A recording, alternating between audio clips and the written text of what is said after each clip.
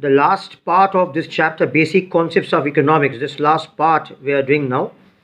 Certain concepts are required to be explained, so I start that.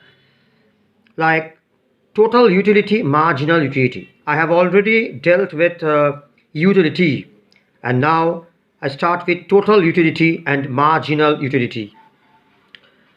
Total utility refers to the total amount of satisfaction derived from the consumption of a given amount of a commodity. Total utility refers to the total amount of satisfaction derived from the consumption of a given amount of a commodity. Like if I have consumed one apple, suppose the total satisfaction received is 10 units, then total utility is 10. Later I have consumed another one. That means 2 apples consumed. From 2 apples together, I've got 18 units of utility, 1, 8. Then total utility is 18. Then I've consumed 3 apples. That means the third apple I've consumed after that. So from 3 apples, suppose I have derived 21 units of total utility or satisfaction. Then total utility from 3 apples is 21. In this way, we can define total utility. It is the total amount, total quantity of satisfaction derived from the consumption of a given amount of a commodity. Now I come to marginal utility. Marginal utility refers to the additional utility received, the additional satisfaction received or utility received when one additional unit of the commodity is consumed. When one additional unit of the commodity is consumed, this is marginal utility. How do we get marginal utility? By calculating the change that occurs in the total utility received when one additional unit of the commodity is consumed. Like the example which I was giving, 1 unit consumed apple. How much did I say about the total utility? 10. Then from 1 apple to 2 apples, that means 1 additional unit of the commodity is consumed. For that, total utility received increases or changes from 10 to 18. Then what is the marginal utility here? 18 minus 10. Now how do we calculate change? We calculate change in this way. Present value minus previous value. So 18 minus 10, it's 8. Then I said from 2 apples to 3 apples. That means again 1 additional unit of the commodity is consumed. And when 1 additional unit of the commodity is consumed again, what is the change here? 18 to 21. Then how do we calculate the change? 21 minus 18. How much? 3. So marginal utility is 3. Then see, we can have a formula in this regard. And the formula to determine marginal utility is MU nth, small letter n, th. MU nth, that means marginal utility from the nth unit of the commodity, is equal to TU n subscript n, TU subscript n minus TU subscript n minus 1. That means total utility derived from n units of the commodity minus total utility received or derived from the previous unit, n minus 1. In this way, we can get marginal utility. So this is how we can get marginal utility from total utility. Now one more thing, as by finding out the change, by calculating the change of total utility, we can get marginal utility. By summing up or adding up the marginal utilities for different successive units, we can get total utility also. Opposite thing. Okay. So this is about the marginal utility and total utility which was left to be done. Now production. What is production? That I think I have explained to you. And regarding production also, another thing is very important, that for production of any commodity, there is the need of 4 factors of production: land, labor, capital, and entrepreneurs. That is also explained. One topic regarding production: the ways in which utility can be created by adding utility. Utility can be created, utility can be added while producing a commodity, when a commodity is produced, when a good or service is produced, then what are the ways in which utility is created, utility is added? Actually, there are four ways. There are four ways in which utility is created or utility is added to a commodity. Number one, form utility. Form utility. Now, when we say form utility, FORM, that means when the form of a commodity is changed, then the people, the consumers, they realize that utility we are deriving, we are getting benefit, we are getting satisfaction, we are getting utility when the form is changed. Like, example, suppose a log of wood or timber is lying in the forest. Do we feel that, do we realize or feel that we get any benefit or satisfaction from that log of wood or timber? No, we don't get. We don't get any such utility from the log of wood.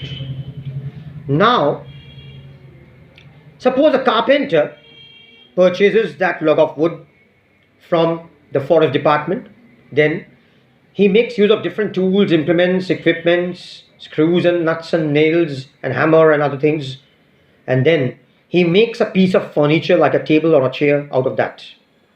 And then when that piece of furniture is made, now a consumer like you and me, we realize, we feel that yes, we get utility, we get benefit or satisfaction from this. So this is how the consumer realizes or feels utility when the form is changed. This is form utility. Next, number two, place utility. Place. When the place is changed, then utility may be created. Utility may be created when the place is changed, the location is changed, the location of the commodity is changed. Example, utility is created for the consumer when the finished goods are transferred from the factories to the retail shops. Like when a pen or a ruler or a bag or a garment, whatever we consider, when that commodity is produced in the factory, the product is produced in the factory, and the product remains in the factory, do we feel that we get any utility from it? No. Because we don't get it available to us. Now, when that product is transferred from that place, that is the factory, to the shop, to the retail shop, and then we realize, we the consumers, we realize that yes, we get utility from it because it is available to us. So the place is changed and then we find that there is utility for us. Number three, time utility. Time utility. Utility can be created by making some stock of goods at one time period and then supplying the same at another time period. That means when time passes and the right time comes, then the people realize that yes, we get utility from it. Example, FCI. The example is regarding this FCI, Food Corporation of India. That's the food department of the government in India. So FCI creates time utility by creating buffer stock, BUFFER, buffer stock of food grains, and then by realizing that stock of food grains at reasonably low price in the crisis situation. You all know it. These days we have got these things in the news. Like throughout the year, the last session, last year, the FCI had made a stock of food grains in the warehouses or godowns or storehouses. Then at that time, the common people did not realize that they are getting utility from it.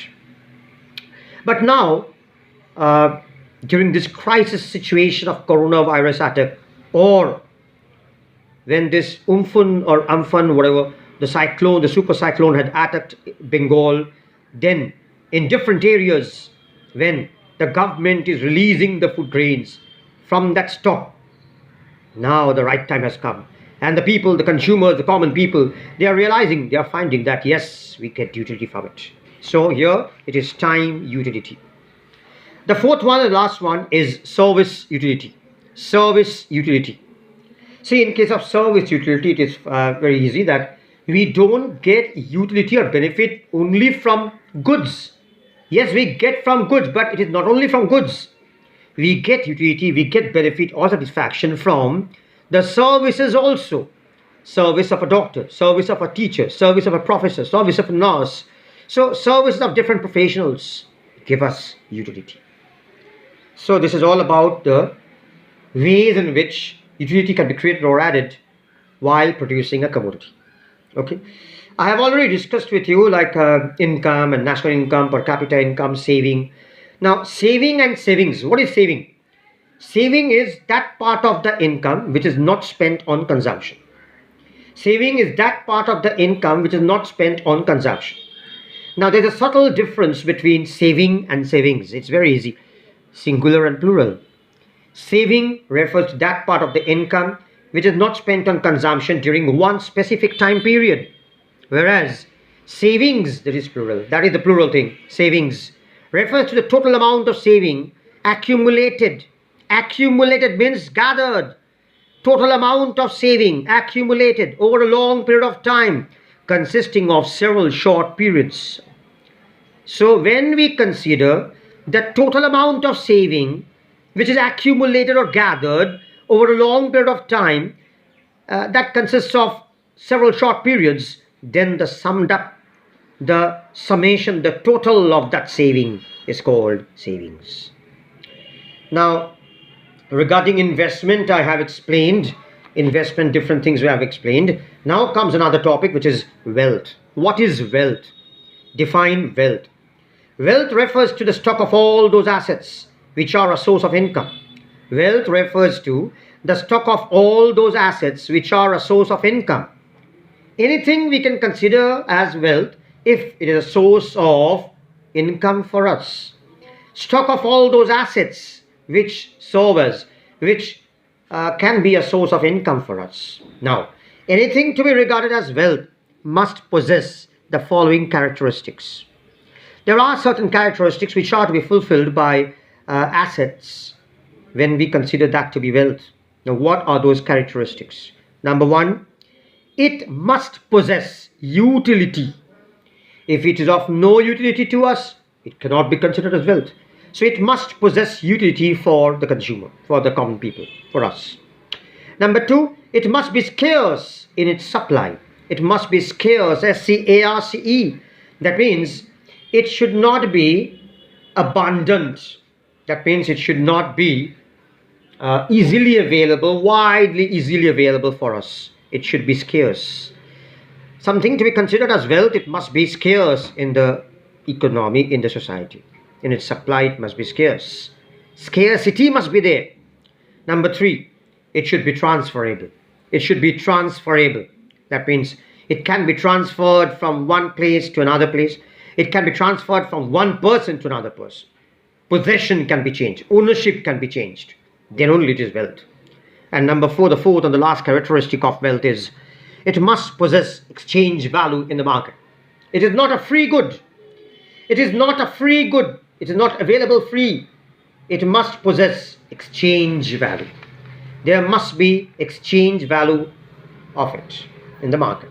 Next concept. Define welfare. What is welfare? Welfare is taken to mean a sense of satisfaction and happiness. Sense of well-being. Another word for welfare is well-being. Then what is welfare or well-being? Welfare or well-being is the sense of satisfaction and happiness. That is welfare.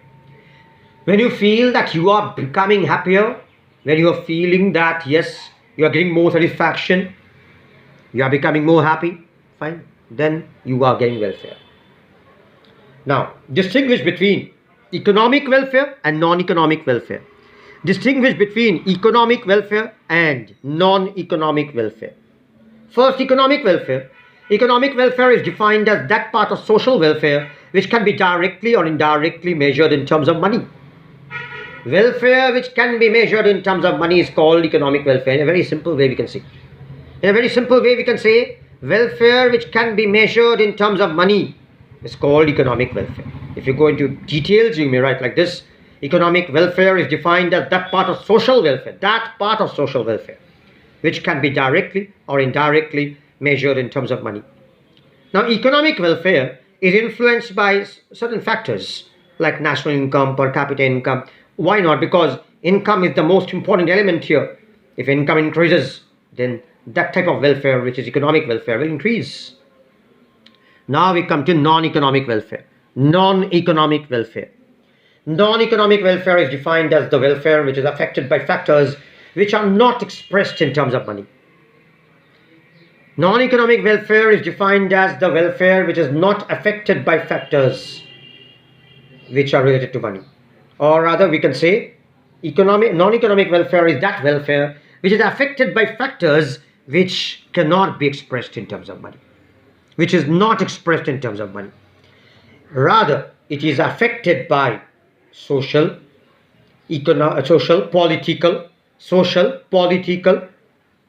environmental, moral, and other non-economic factors. Social factors, custom of the society, system of the society, political factors of the country, political factors of the state or the region, environmental factors, whether environmental pollution, other things in the environment is affecting or not, moral factors, the moral values, all these which are non-economic. Now, a question we have to deal with here regarding wealth and welfare. What is the question? Do you think that wealth and welfare go hand in hand? Or do you think that wealth and welfare are directly related? The answer goes like this. In a generalized way, in general, we may say that yes, wealth and welfare go hand in hand. Wealth and welfare are directly related. This is the general sense. But see, this may not be true in all situations. This may not be true in all situations. It may be that a person becomes wealthy and wealthy, more wealthy, as his wealth increases, but his welfare may not be increased. Rather, it may decrease for some disturbances in his family or in his life. Anyway, in another way we can say about the country also.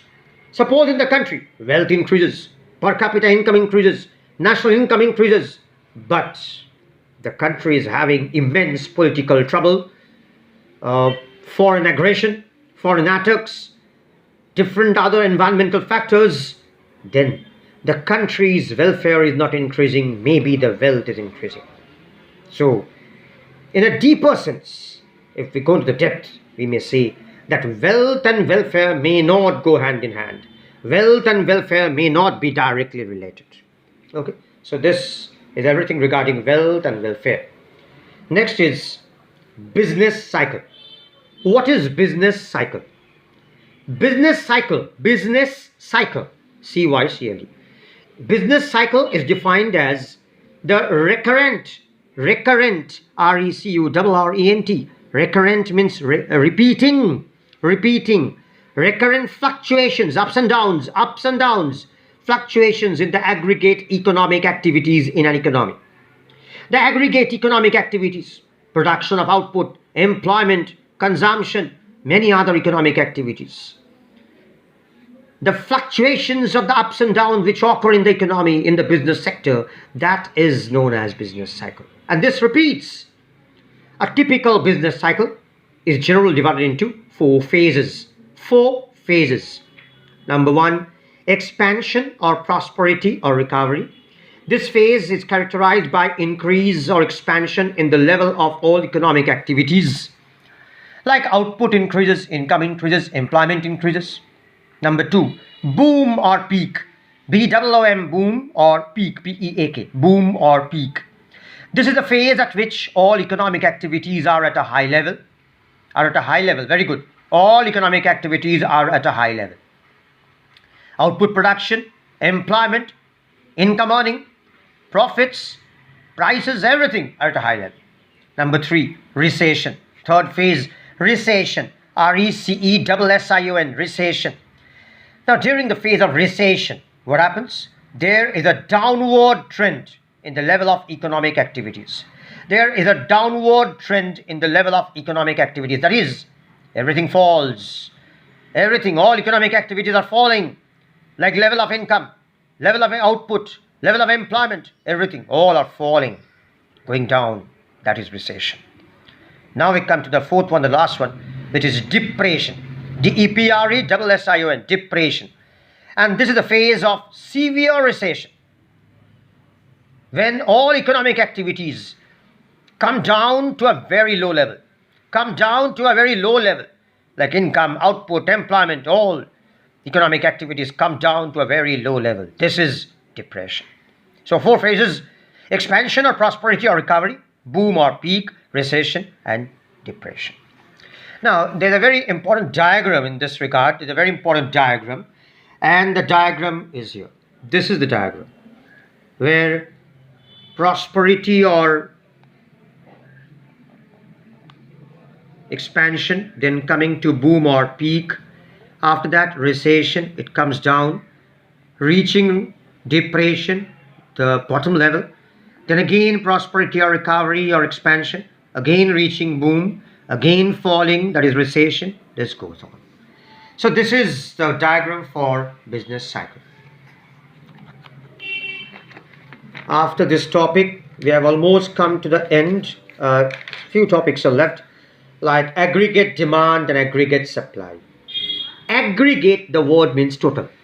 So aggregate demand means total demand for all goods and services in the entire economy. Aggregate demand is defined as the total amount of goods and services which all the buyers of final output in the whole economy desire to purchase.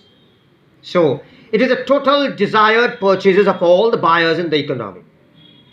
Now, in a closed economy, you may not know what is a closed economy. Actually, in an open economy, international trade goes on. In an open economy, export import goes on. Whereas in a closed economy, no export, no import, no international trade, everything is confined within the country.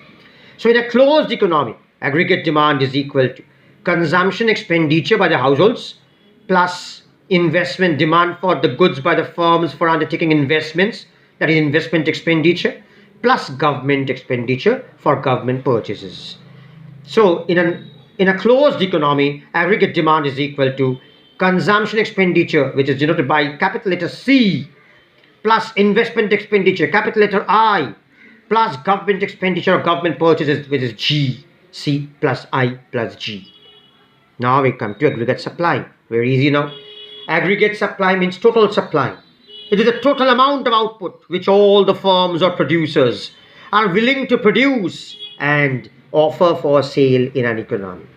Total amount, total volume, total quantity of output which all the firms or producers are willing to produce and offer for sale in an economy. So this is all about aggregate demand and aggregate supply.